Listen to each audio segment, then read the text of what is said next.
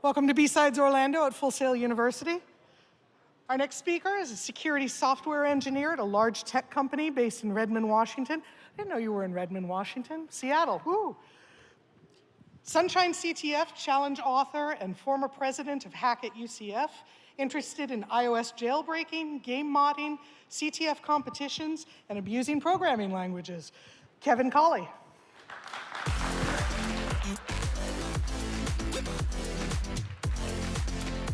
Hey guys, how's it going?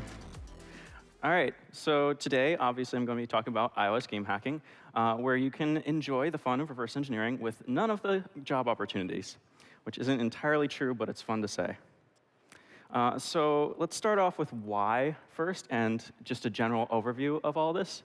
So the main thing is because game hacking, it makes you feel powerful. And here is a fun example of feeling powerful from game hacking. And no, unfortunately, I am not demoing any Fortnite hacks today, but I figured that would be fun to show. I didn't want to violate their EULA on stage. So there's a bunch of different techniques for game modding in general, and a bunch of them are listed here. I will be going over some of them today. Save game file editing, app config, resource file editing, you can read the rest, but they kind of vary in simplicity and what they allow you to do. Just a quick disclaimer, all of the mods I'm going to show today do require your iOS device to be jailbroken. This is my jailbroken iPhone right here that I'm going to be running everything on. And it is possible to mod iOS games without being on jailbroken phones, but that is out of the scope for this talk. It's a lot more difficult, and there's a lot more restrictions. So it's a lot easier to just do it if your phone's jailbroken. So the first type of game modding we're going to talk about, and I will demo, is save game file editing. So a bunch of games, they will write their save files to different file formats. It could be something standard like JSON, XML, or property lists, which is a common Apple format. Or it could be some sort of custom binary format. And so you can usually tell if they're going to be using a save game file if there's some saved state that persists between different runs of the app without a network connection. It's pretty intuitive. So there's binary save game files, and the app I'm going to be showing uses one of these. They can be simple, like just a C structure that's written directly to a file. It can be complex, but the tool that is really useful for these is called 010 Editor. I'm going to be showing how to use that as well. And it just makes looking at binary formats and figuring them out very easy. It's like a hex editor on steroids. So let's jump straight into the first demo. There's this game called Earn to Die 2, which is pretty awesome. You basically drive cars through zombies, you smash them up, shoot them up, and you have to try to get like across the United States from one point to another. So the majority of this presentation is going to be demos, so wish me luck. Hopefully everything will not fail. All right, so I have, by the way, fun fact, there is an awesome feature of QuickTime Player, which allows you to mirror your display of an iPhone. And so I can show you stuff live here, and that's a bit of a spoiler alert for an upcoming demo. So let's jump straight into, let me turn down the phone. Yikes. All right, cool. So basically, here's what the game looks like. I am pretty far along in the game right now, and I have money in the top. And the goal of this demo is going to be to give myself as much money as I want so that I can buy everything. And that's a fun number of money. So we're going to start looking at this, and what we're going to do is we're going to start by decrypting the application so that we can figure stuff out about it. So what I'm going to do is jump over to my iPhone in a terminal. So ignore that. And let me make this bigger for you guys.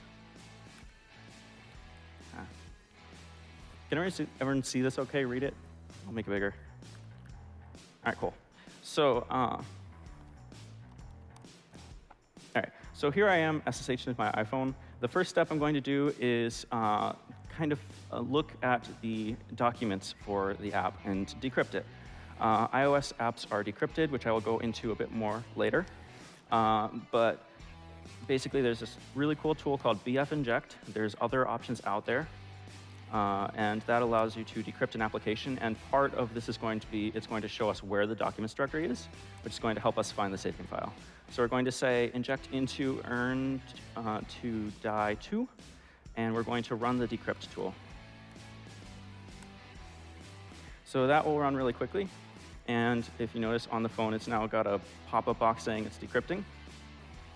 And in just a couple seconds, it will be done.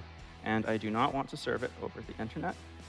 So I have this really cool tool, Find IPA, that'll show me where the actual file went.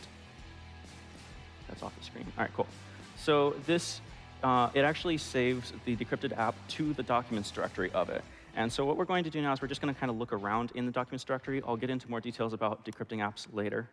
Oops, sorry. All right. Cool. So let me clear and list the directory. So in here, we can see there are 2 files. There's something called config.xml, and there's also another file called profile.dat. I will give you a heads up. There's nothing really interesting in config.xml, but we're going to take a look at profile.dat.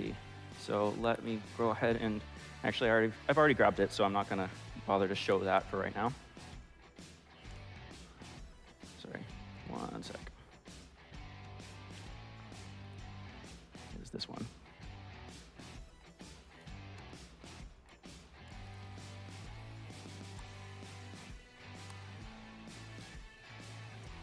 All right, and we're going to go ahead and open this guy in 010 editor to see what it looks like.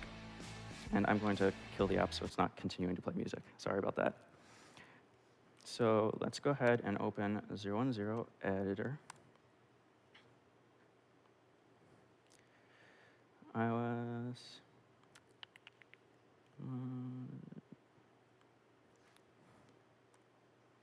All right, so this is what the file looks like. It's a bunch of hex and binary, but this is going to contain all of the saved state for the app right now. And some of that saved state is going to be stuff like what level I'm on, what unlocks I have for my vehicle, how much money I have, that sort of thing. And so from the app, it said that we have $31,337 million. So one thing I can do, there's different ways that we could try to find where in this file the actual values that control the money are. But so those 2 options are, one, we can look at it now and then also buy some stuff so our money value changes and then look at it later to see where it is. Or we can just try to search the contents of this file for the value. And so I happen to know what the amount of money is. It is 31337 as an integer. I know it's kind of small, but you can see it there. And it found that right there, those 4 bytes that are highlighted are the value 31337. So I am going to assume that that is the money. And what I can do is I can now, let me make this a little bigger, and I need to show the other view. Yeah. And so what I can do now is I can edit this value as an integer. So let me just give myself a bit more money, something like 999999999. That sounds like a good amount of money, right? Save. Boom, done. All right, and now what we'll do is just upload it over top of the original.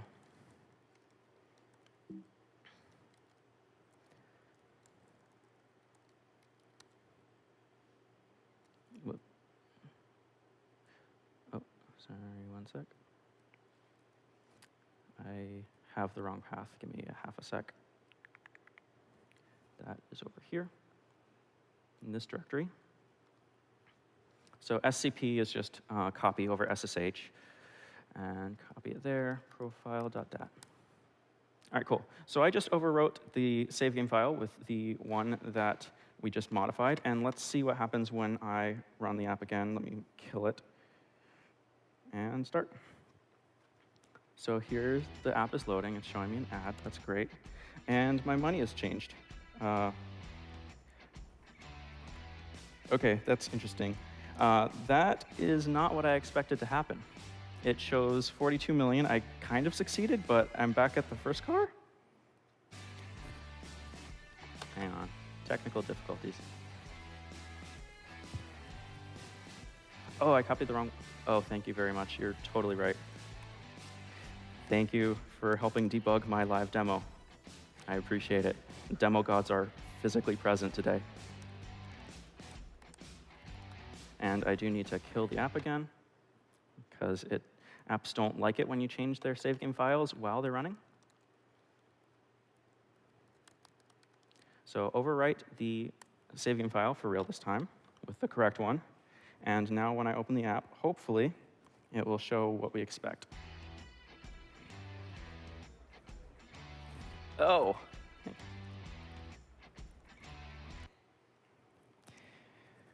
Man, it is awesome having a whole bunch of people here to help me fix my problems. What? It says no such file. Hang on.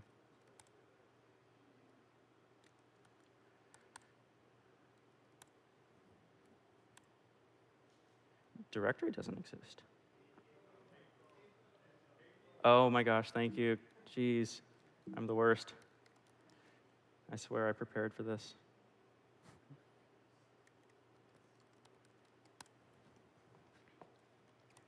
Hey, okay, cool. Let me.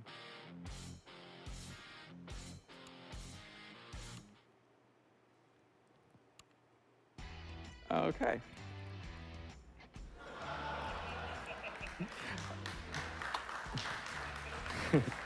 I do know the problem this time. It is because I created a new file instead of overwriting the original one. So the profiles are, it's owned by root, and mobile can't read it. So the game actually can't read this file, and it is probably really confused right now. So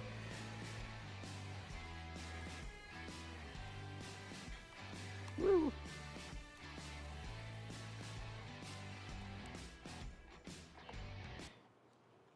All right, this time it should definitely work. Hey!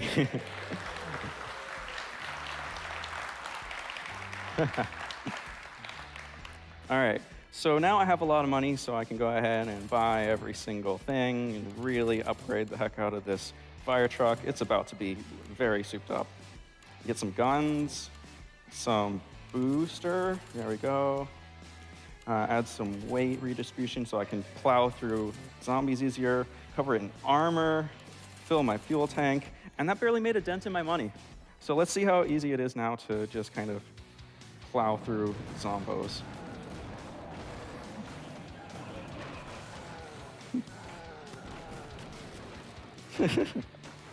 It's like, I could probably just win by not even looking at this point. Oh, okay. So not without looking. But anyways, I'm not going to play this whole level. I'm already halfway done. It's really easy at this point. So basically, that's a quick demo of how you can modify a save game file to change stuff like your money. All right, so let's jump back into the presentation. Sorry for the technical difficulties. It's part of that. All right, so what did I just show? We showed how to find the app's documents directory, which used to be easier on previous versions of iOS because it was just in folders named after the app, but now they have these random long GUID strings, so you can't find it super easily. Found the files in the folder that looked interesting to modify, figured out where in the file actually the money value was, overwrote it, uploaded it to the phone again, and then launched the app, and now we have as much money as we want. Cool. So the problem with that, though, is that you can only edit stuff that is in the save game file. And so you probably wouldn't be able to do stuff like make your guy jump higher or make it so that you are invulnerable to damage, because those aren't things that are saved state, but they're things that are computed on the fly. So moving on to other techniques of game modding, you could modify an app's config or the resource files in it. So some apps, such as Minecraft and Grand Theft Auto games, have a bunch of like scripts or other resources that control a lot of the game's behavior. We're not going to go into that because also on iOS, anything that is part of the app's bundle itself is part of the code signature. So modifying it is kind of sketchy because it might make the app no longer run. There's ways around it, but it's just a bit of a hassle that you don't need to do, and there's other more powerful things you can do. So there's also network interception and man in the middle. Who here went to one of the BERT workshops today? Yeah, so you guys probably learned a few things that would be useful to mod certain games if they talk over things like HTTP or whatever. I'm not very familiar with Burp. I just know that it is one such tool that will allow you to do this. So what you can do is you can actually intercept the traffic that goes between your app and like the game servers or other game clients, modify things, or just grab interesting values out of it, such as players' locations on a map. Not going to go into that either today. So another one that's really powerful is binary code patches, which allow you to literally overwrite arbitrary code that's in the game itself by like modifying the assembly instructions. And that can allow you to do stuff like make it so your character no longer takes damage, make it so you jump higher by modifying the value that's like added to your player's Y speed, things like that. Again, on iOS, though, because this actually involves modifying the files in the apps bundle, this will invalidate the code signature, so it makes it tough to get around. But again, we're going to use a more powerful technique anyway, which is similar to live memory editing. So if you're familiar with a tool called Cheat Engine, and I imagine a lot of people are, it's very popular for simple game cheats. It allows you to search for certain values in memory. So if you remember how in the save game file for Earn to Die, we searched for the money value in the file, found it, and changed it.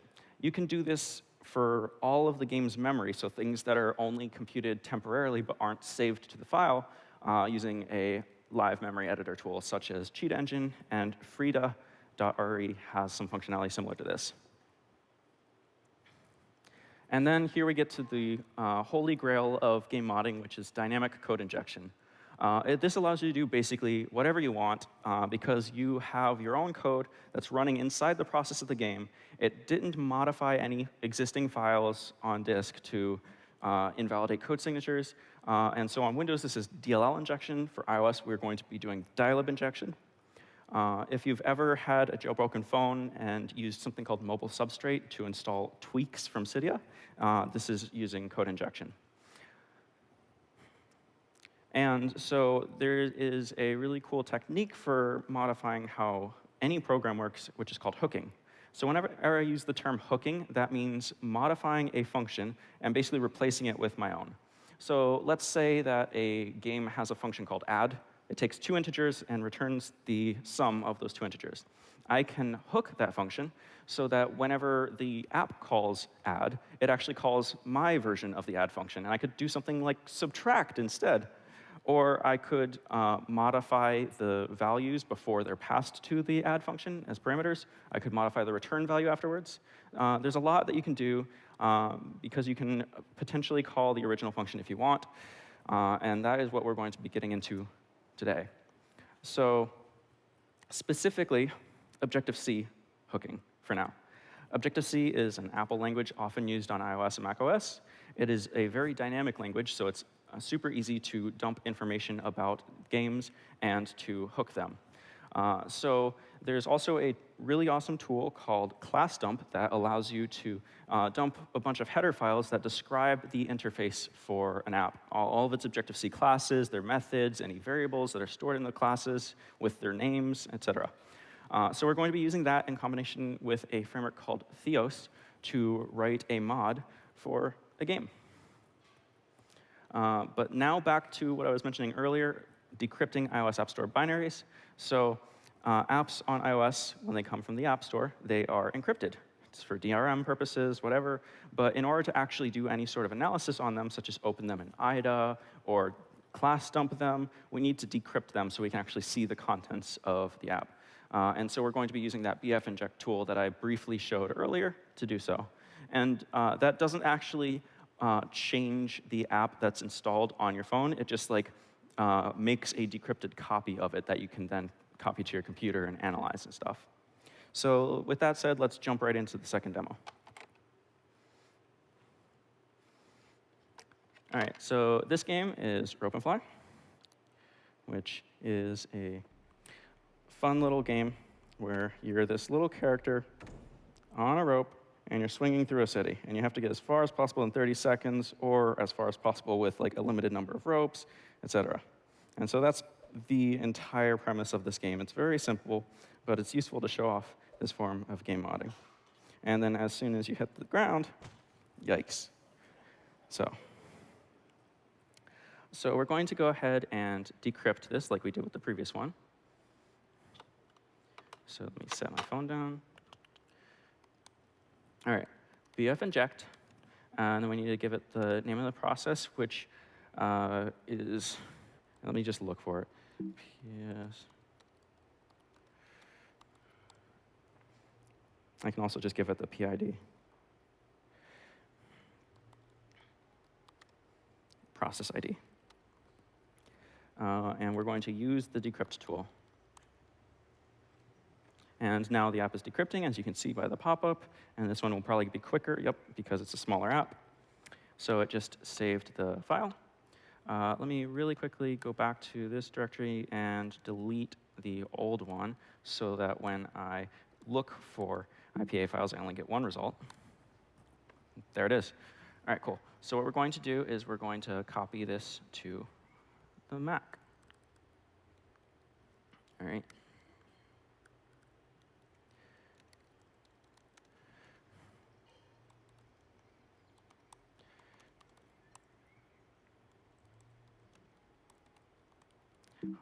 Hopefully I can type an scp command correctly the first time. Hey. All right. So we have this file here, this decrypted app.ipa. An IPA stands for iPhone application. It is just a renamed zip file. That is it. So I'm just going to unzip decrypted app.ipa. That's it. And boom, it's decrypted, or unzipped. And it has a .app directory inside of it. So let's see what's in there. Oh, not that. You have to right-click and show package contents, because it's just a folder. All right, I know this is small. I apologize for that. But these are all of the different files that are contained within the app. So it's all of the images, such as icons, any sounds that the app needs. We have, like some arrows in here and random buttons. So it's literally all of the app's contents. Every iPhone app has an info.plist file in it, which kind of tells you a lot of information about it. It's XML formatted, but it has something called the CF bundle executable, which is the name of the executable, which in this case is very easy. It is just ropefly, this thing right here. So what we can do is we can class dump it to get information out of it. So I'm going to copy the executable out of here.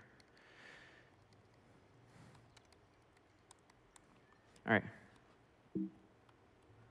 So we have this class dump tool. We can view the help to see what we want to do. But basically what I'm going to do now is just class dump. And I want to get all information about everything. And that's pretty much all I need. And then I also want to write the headers to a folder. I'm just going to call it headers. And I have to, say -O for that. And I need to give it the executable. And so now that is class dumping. It's going to print out some errors, whatever. Doesn't matter. They're not errors, they're warnings. Sublime text on the headers directory. So this has all of the headers for the application. We're going to look for, so basically at this point, if you're actually trying to write game mods and you're reversing it, you would spend some time looking through this, maybe grepping through all the folders for anything that sounds interesting. And so our goal for this mod is going to be to change the gravity so it's easier to fly further. So it's like moon gravity or something like that. And having already done this, I can tell you that the actual relevant code is in this file called Game Engine Physics World. Wrong button. All right. So this is the output generated by class dump. This is Objective-C code. It is very similar to C, but with a bit of extra fluff on top. And so what we see here is there's this interesting function called initWithGravity. So when the game engine's physics world object is created, it is passed a gravity value. It's given as a CG point, which is just 2 floats. There's an X and a Y. And so we're going to try to hook this to change the way it works. And we're going to do so using the Theos tool. So let's go ahead and get started. Theos has a tool called Nick, which is the new instance creator. And it gives you a whole bunch of different types of things to create. We are creating a tweak here, which is 13. Project name, well, normally it's rope and fly, but if we want to really fly, so let's just call it rope and soar. There we go. I'll just leave that blank, whatever. And then the next part is the bundle filter, which is the ID of the application we want to inject into, which we can figure out by looking at the info.plist file. So I'm going to go ahead and quickly open that up. I'll just do it in Xcode, that's fine.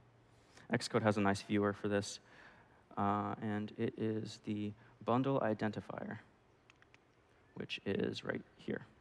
So I'm just going to copy that string, that is all, and close that, and then go back into here and paste that in. And then the next thing it asks is when you actually install this tweak, it needs to kill the application so that the next time it runs, it will load with the tweak. And I just gave it the name of the program. And that's it. We've just created an empty tweak. So we're going to open that in Sublime here. All right. So this is a Theos tweak. We're going to leave everything pretty much as default. The only thing we're going to actually modify is going to be this .xm file, tweak.xm, which is basically it's got a special preprocessor that runs over the source code to allow hooking stuff to be easier. So what we're going to do is we're just going to start by doing %hook. And you have to give it the name of the class we want to hook, which is Game Engine Physic World. I think it's physic without an S. I don't know why. Let me just confirm. A Game Engine Physic World.h. And while I'm at it, I'm just going to copy this because we're going to be modifying that. OK, cool. Let me close some of these windows real quick. All right. Cool. So Game Engine Physic World, we're hooking that. And we always have to put a %end afterwards. And now we just put the functions in that we want, the methods that we want to hook. So we're going to be hooking this init with gravity. It has a struct CG point, arg1. And so that I get the definition of CG point, I'm going to import core graphics, the core graphics framework. And that's just a standard type in like the iOS SDK. So, and this is going to be gravity. I'm going to rename it. So what do we want to do here? What we want is to make the gravity a lot less. So gravity is going to have an x and a y coordinate. The y is going to be the vertical. So what we can do is we can just say gravity.y divide equals 2. So that will make it so the gravity is going to be half as much as it was before, in theory. And so now we're going to just call the original function, and we're going to give it gravity, new one. Boom. All right, and that should be basically all we need to do. So now let's just make sure it builds correctly.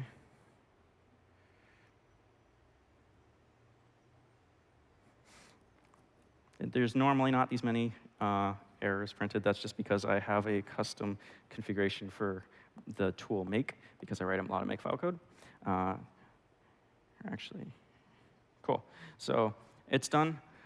So now if we look in this directory, we see that it's put stuff in a .theos directory, but all we need to do is say make package install.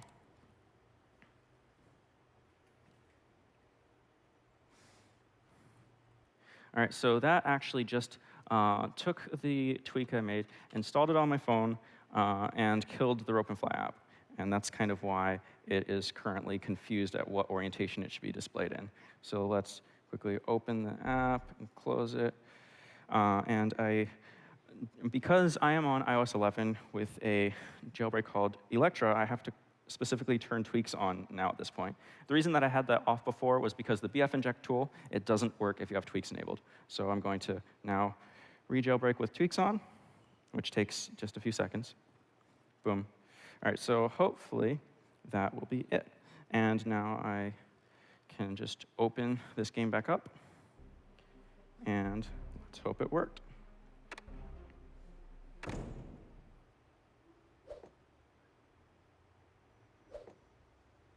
All right, one sec. I don't know for sure whether that worked. But what we can do is we can find out. So there's a really cool app called Console, which is actually built into a Mac. And what it does is it will print out all logged messages from every app. And so if we search for rope fly, we can see everything that the rope fly thing prints. And we can add our logging code here.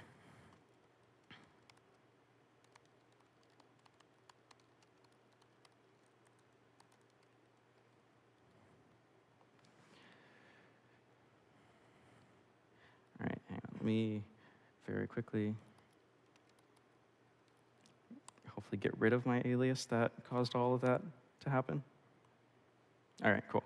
Now it's no longer spewing out all of the horrible junk.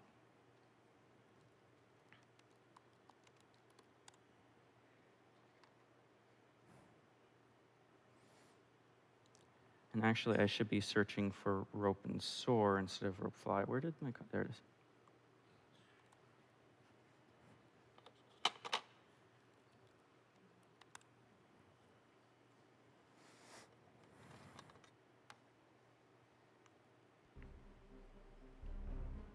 All right.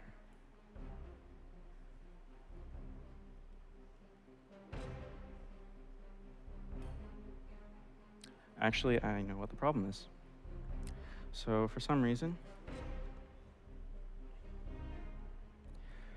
the jailbreak I use is sometimes fairly weird about using tweaks. So for now, I'm going to skip that and come back because my phone has to reboot real quick. I apologize for that. But I will get back to that, and it will work in a sec, but moving on. So the summary of what we're going to do when that comes back up is we started by decrypting the app, and then we used the class dump tool to generate all of the headers. We found what we were interested in the headers. That was the gravity value. And now we wrote a very small mod that just changes the gravity value, and we installed it so that the next time the app runs, it injects the dynamic library that contains that code into the app, which will hook the init with gravity function and change the gravity value. So my phone is back up. I need to put in my passcode, so I'm not going to put it on the screen while I do that, because that would be dumb.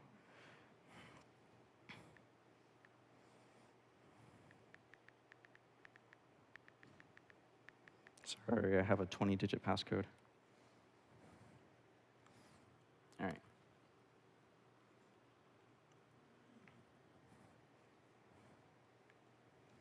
And this time, it should actually work properly, because once this completes, it won't say already jailbroken. It will instead actually cause things to be refreshed. There we go. I don't know why it's messed up like that.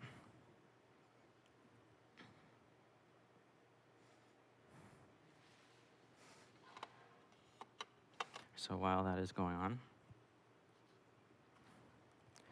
on, so let me just quickly talk about, for other apps, because most games are not written in Objective-C, they're written in other languages like C or C++ for performance, but also so that they can be cross-platform, such as a game that runs on both Android and iOS. They can just write the shared code in C++. And a lot of these games use an engine such as Unity or Unreal. And Unreal Engine is a C++-based framework. Unity is mostly C#. However, on iOS, it doesn't allow the way C# normally runs is by just-in-time compiling the code and running it. But that won't work on iOS due to code signing. So all of the C# code is ahead of time compiled to native. A tool called IL2CPP is actually used to do this. It creates C++ code from the C#, and then it will build that and run that.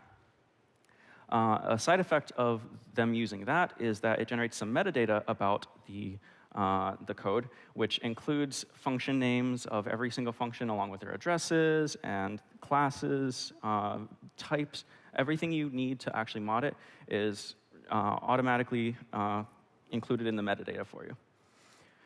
So I'm going to go back to the second demo for now.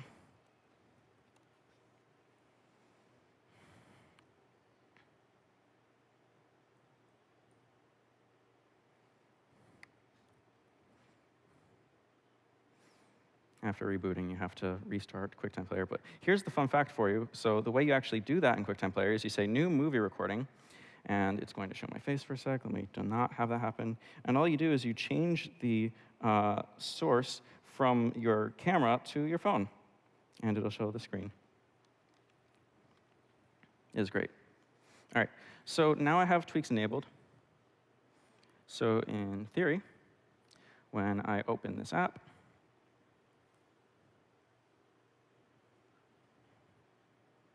there we go. That looks a lot better. That looks like it has low gravity. So I'm going to say play. And he's falling a lot slower now.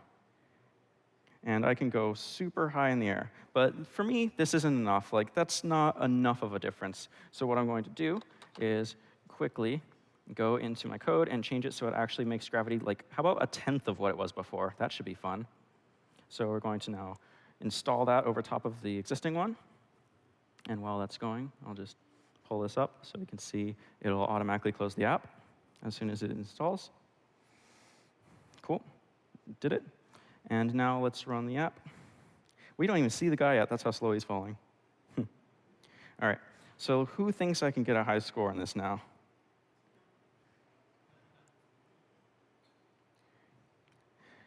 I don't, because of the fact that there's only 20 seconds and I'm going pretty slowly. However, because gravity is a point that has an x and a y, you can also set the x value of gravity to have it going forwards so that your guy goes flying very far very quickly.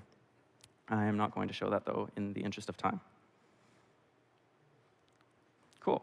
So that is a very basic example of a code injection mod using Objective-C hooking. So the last remaining app is Temple Run 2. And because I lost some time from the demos, I am going to jump ahead a bit and use backup.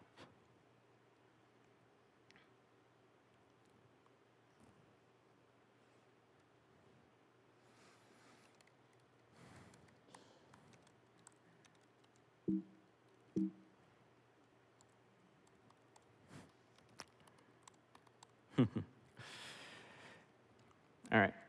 So there is a tool called IL2 CPP dumper, which only runs on Windows, and I have a Windows VM here that I ran it in. I already ran it ahead of time, so unfortunately I won't show you doing that just because I'm sort of low on time.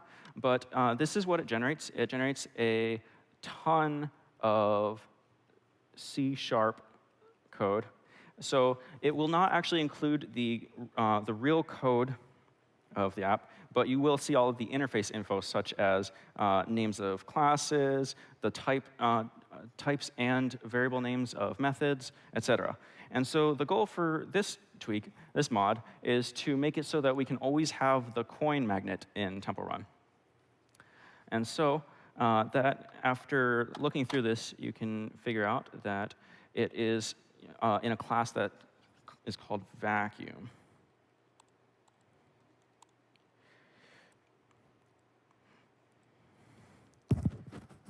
Oops. All right, so there is this class here called runner powers, and it has a method here called getHasVacuum. So what we can do is there's a really awesome tool called Frida, which allows you to basically write JavaScript code that is injected into an app to kind of change it at runtime dynamically. It's going to be similar to what we did before, except you can do this live. You don't need to kill the app and restart it and everything like that. So let me quickly find it. And I have this mod already written. I would have written it live, but unfortunately. And so the goal of this is actually to make it so that we can trigger this whenever we want. So we don't want to just always have a coin magnet, because that's no fun. What if you want to play the game normally? So what we can instead do is make it so that the coin magnet is only enabled when you pause and then resume the game. And so this is actually the code responsible for doing this. I'm not really going to go into too much depth on it, but basically we found from that C# file that was dumped the addresses of the apply vacuum method, and also the address of something called onResumeGame, which, as you might imagine, is called when you resume the game as a player. So the idea of this is that we hook the onResumeGame method using that interceptor.attach thing, and then when that happens, what we'll do is we will say apply vacuum to our player, and that's it.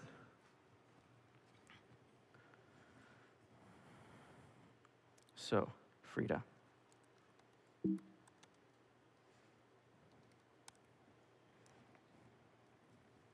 So from my Mac, I'm going to run Frida and tell it to attach to the process.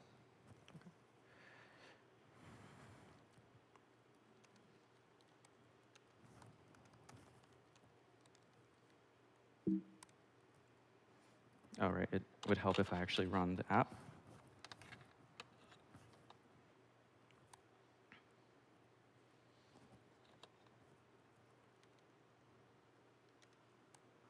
All right, cool. So the app is running.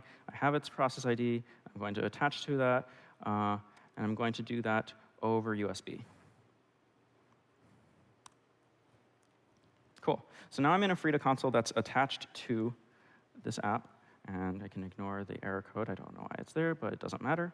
And what I'm going to do now, this is real complex. I'm going to copy the code and paste it into here. Cool. So by doing that, I should have just enabled the mod. And let's just see if it works. I really hope it works. All right.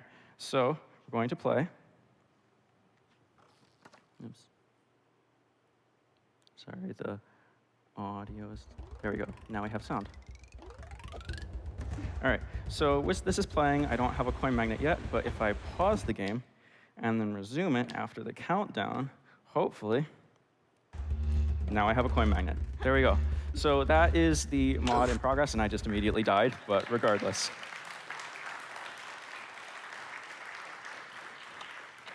So at this point, do we have time for questions? All right, so there's not going to be any questions. If you have any questions about this, please come up to me and ask me in person. I would love to answer any questions about this, but I will leave it on this resources slide. So feel free to take a picture of this, whatever. I know that they are links and you can't click them now, but the slides I will make available for people to download. So thank you all very much.